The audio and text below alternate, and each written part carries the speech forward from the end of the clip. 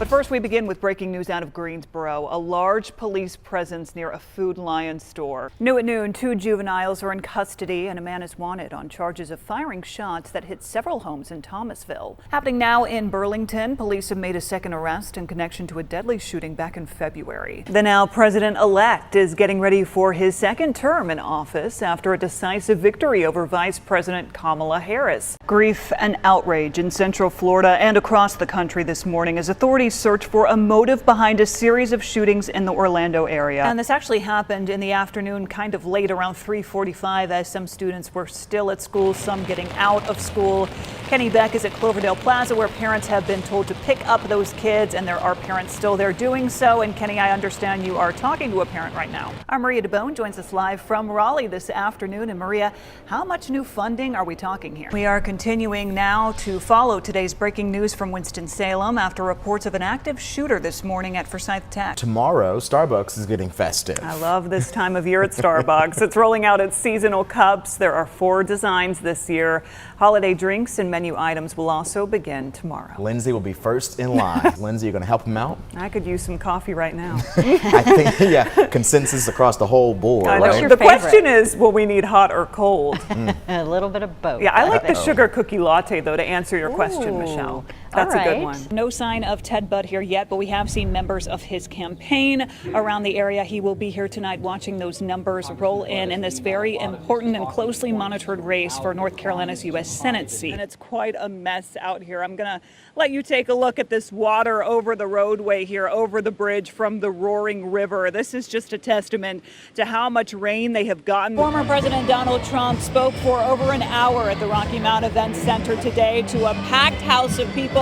And he focused on 3 key factors: the economy, inflation, and the border. A lot of people remain without power, and it's been so heartwarming to see this community come together, neighbors helping neighbors in a time of need. We just got a generous donation from Debbie here. And Debbie, I was asking you, what brought you out here today? What made you decide to come donate?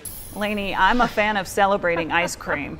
There's a day for everything, but ice cream's one I can get behind. We spoke to a local therapist on the best ways to deal with the roller coaster of emotions Americans might be facing right now. Black bears in North Carolina are sheltering in all kinds of places, and wildlife officers say you should be watching out for those dens up until April. Oh, Dylan, I don't know what I would do if I saw a bear under my home. I don't know. I don't think I have to worry about that. They find all kinds of places to warm up. What would you do if you walked out on the porch and saw a bear?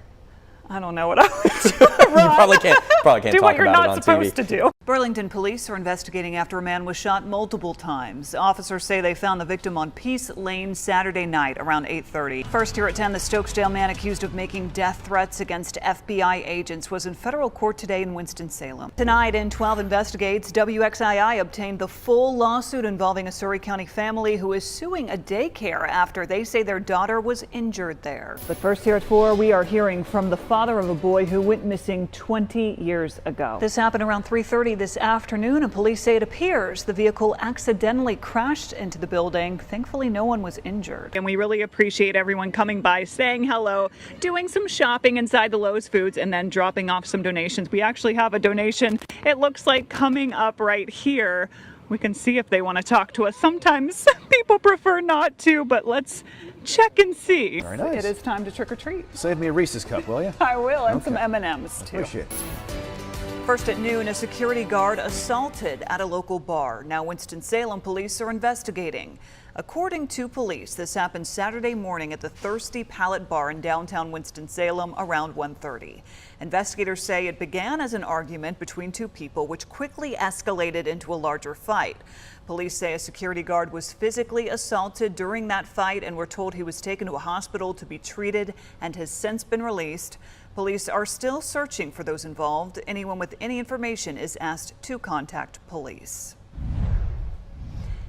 In Elkin, school was canceled for some students today after a transformer blew out. We have video from the scene. We're told this happened on the property of Elkin Elementary School just after 7 this morning. School officials say that transformer belonged to Duke Energy, but it's on the school's property. We're told no students were inside the building when it blew out. Interim Superintendent Tracy McManus canceled classes for elementary, middle, and high school students today. Officials say today is an optional teacher workday, and we are told crews are still working to restore power and phone lines. An Amber Alert issued for a missing 9-year-old girl out of Ashboro has now been canceled. In the initial alert, she was believed to be with a 60-year-old man. No word yet on if that man has been found or if the child has been returned home safely, but we will, of course, continue to follow any new developments on this story on air and online at WXII12.com. And Tropical Storm Ophelia has left its mark on North Carolina. The storm came ashore early Saturday. It brought heavy downpours, strong winds, and coastal flooding. The fierce winds on the East Coast also caused more than 70,000 power outages during the height of the storm, with North Carolina and Virginia being the hardest hit. Ophelia is the 15th named storm to form in the Atlantic this year. The Atlantic hurricane season began June 1st and runs through November 30th. The U.S. Coast Guard spent this weekend rescuing people impacted by Tropical Storm Ophelia. Officials say 5 people were rescued from a catamaran in the Cape Lookout area. The owner of the sailing vessel managed to use a cell phone to make contact with the North Carolina sector of the Coast Guard. All passengers aboard were wearing life jackets, and 3 of them were children, ages 10, 7, and 4. All 5 passengers boarded a Coast Guard vessel with no injuries reported.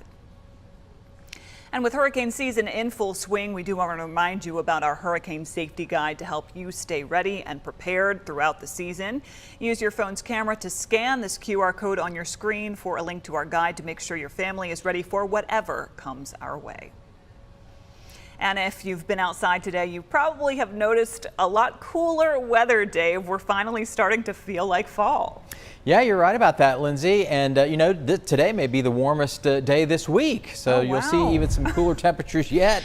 All right, Dave, thank you. Now to South Carolina, where officials are investigating a shooting that killed 3 teens. Authorities say this happened yesterday in Richland County around 2. Officers found 4 people suffering from gunshot wounds. Police say they were taken to the hospital where the 3 teens later died. Authorities say the 3 who died were all between the ages of 16 and 17. It's not known if the 4th victim was also a teen. Police have not released information about a possible motive or if they have any suspects. A Winston-Salem police officer is hurt after a car chase with a shooting suspect. Now, according to investigators, the chase ended at North Monmouth Street and Old Lexington Road when the driver hit a patrol car. Officers say they ran after 2 juveniles who were inside and took them into custody. Police say they also confiscated a firearm and narcotics. The suspect driver was taken to the hospital with minor injuries, and authorities say one officer was also treated at the scene. This investigation is ongoing. A charter plane carrying the Pittsburgh Steelers football team had to make an emergency landing this morning. The Steelers were unexpectedly diverted to Kansas City. The team says everyone on the plane is safe. They were on Delta Airlines Flight 8867 heading to Pittsburgh following their Sunday night game in Las Vegas. Local media is reporting that an oil pressure light went off, prompting that landing. A replacement plane is coming to pick the team up and take them back to Pittsburgh. Looking ahead, for the first time in more than 3 years, student loan payments are due in October. For the next 12 months, borrowers will be able to skip payments without facing the harsh financial consequences of defaulting on their loans. The Biden administration is providing what it's called an on-ramp period until September 30th of next year. During that time, a borrower won't be reported as being in default to the national credit rating agencies, which can damage a person's credit score. However, borrowers aren't off the hook entirely. Interest will still accrue. The nation has a new government office. President Biden announced he is creating an Office of Gun Violence Prevention. Vice President Kamala Harris will lead that office. It will work toward executive actions the president can take to help fight gun violence and support state efforts to do the same. They are pushing for a ban on assault weapons. After every mass shooting, we hear a simple message, the same message all over the country. And I've been to every mass shooting. Do something. Please do something. Last year, the president signed the bipartisan Safer Communities Act. This was the first new federal gun law in 30 years. New national polling shows overwhelming majorities are expressing concerns about both President Joe Biden and former President Trump ahead of the 2024 election. Nearly 3/4 of respondents say they are worried about President Biden's age and mental fitness, and a record 56% are dissatisfied with his job performance. But Americans are also concerned about Biden's most likely opponent, former President Donald Trump. 2/3 of voters say they are concerned about his many criminal and civil trials. Still, Trump leads his fellow GOP candidates by more than 40%. The second Republican presidential primary debate is just days away, and the frontrunner, former President Trump, will be noticeably absent once again. Trump says it's unlikely he'll debate any of his fellow GOP rivals. RNC leadership says they wish it would be different. The RNC chairwoman says not only does she want him to attend a debate before the primaries, but the other candidates would like for him to be there too. And with the deadline to fund the government less than a week away now, deeply divided House Republicans worked through the weekend to find a path forward and avert a shutdown on October 1st. If the government shuts down, millions of federal workers face delayed paychecks, including many of the roughly 2 million military personnel and more than 2 million civilian workers nationwide. NBC's Drew Petrimo reports from Washington.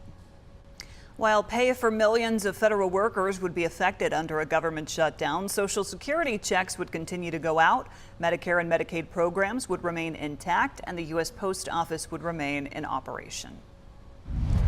Closer to home, the threat of a federal government shutdown could have serious impacts on tourism in our state. During the last shutdown, parts of the Blue Ridge Parkway were closed and workers were furloughed. It left the parks littered, restrooms unattended, and some areas were even damaged. With the threat of another shutdown, some are worried about its impact to state parks. Well, the timing couldn't be worse for the tourism industry here in Buncombe County. It's hard to predict what's going to happen. I always remain hopeful that both the administration, but mostly that the public, if it does occur, remember that this is their park and it is up to all of us to take care of it. The Blue Ridge Foundation CEO says he hopes lawmakers in Washington can reach a budget compromise. Honoring a civil rights case that fought against workplace discrimination, how one triad family is working to make sure the pivotal moment is never forgotten. Plus, Samaritan Ministries providing hope and healing through a good and hearty meal. How you can grab your tickets to this year's Sam and Eggs breakfast coming up.